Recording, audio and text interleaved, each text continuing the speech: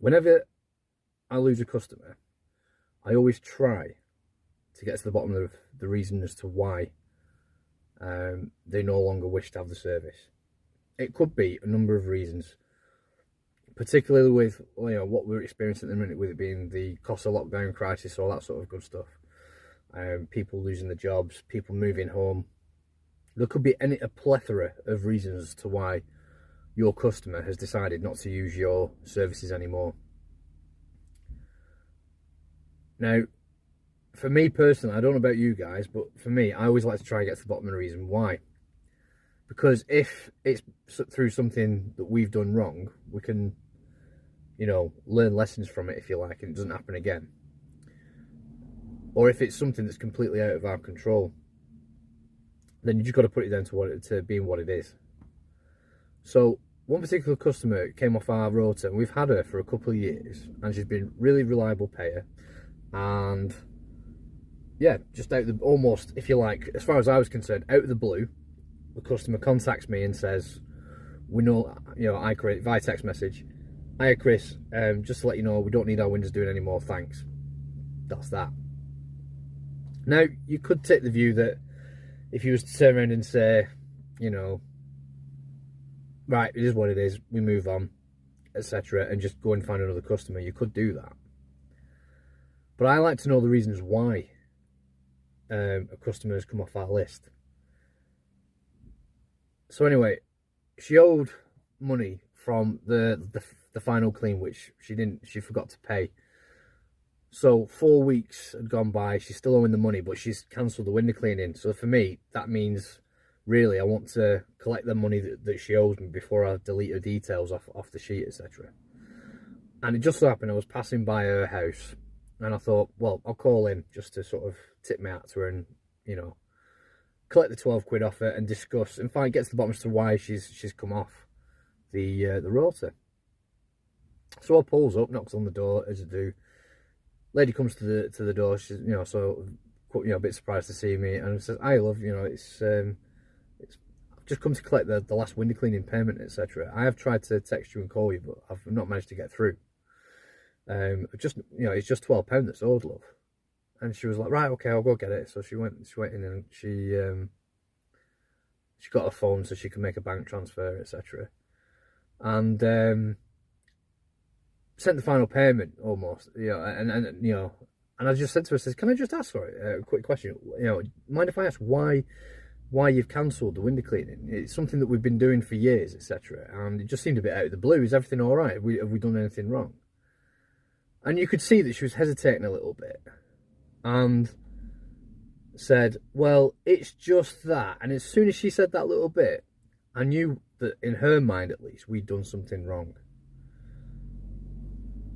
It's just that the last two times that your guys came to do the windows, the first time, the gate wasn't locked up on the way out, and the last time, the gate was left unlocked with the padlock on the latch, but they didn't do the back windows.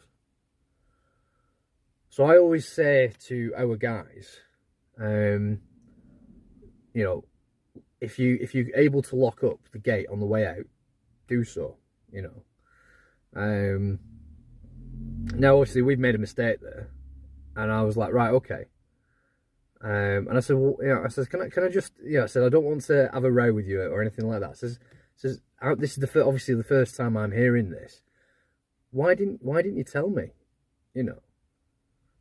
I could have learned from it, if you like, and sort of had a chat with our lads and said, look, guys, can you make sure that you lock up behind you, and make sure that you double check the lock to make sure that you know for a fact that it's locked, sort of thing, before you just cast an eye over it and then walk on.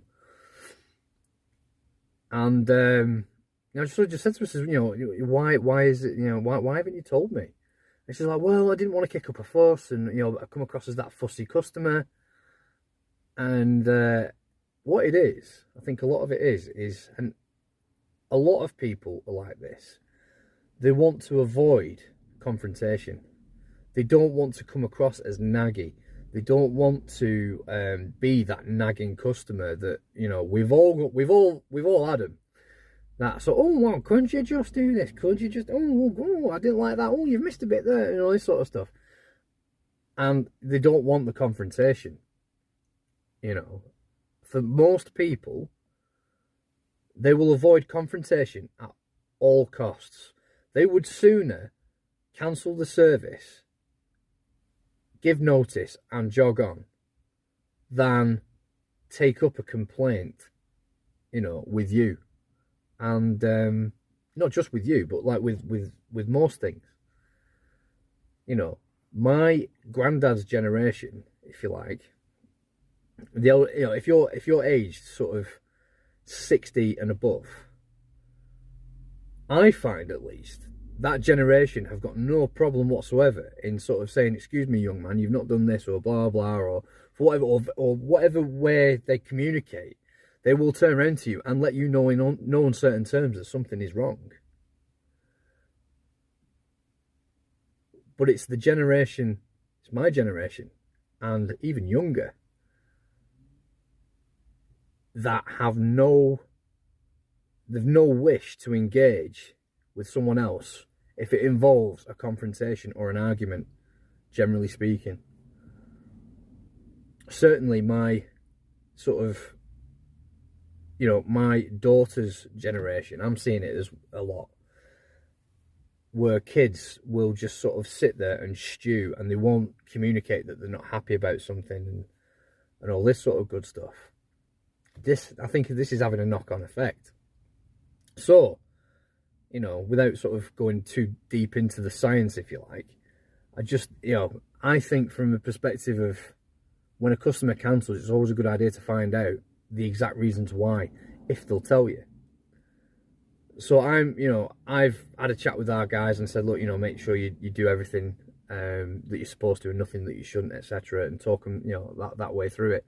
But I think having spoken to this customer, her name's Claire, having spoken to this customer, who, she's not an elderly lady, she's a little bit older than me, you know, sort of thing, by maybe a couple of years, sort of thing.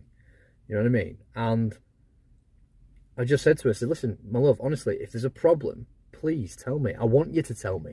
If something's not right, I want you to tell me. Okay?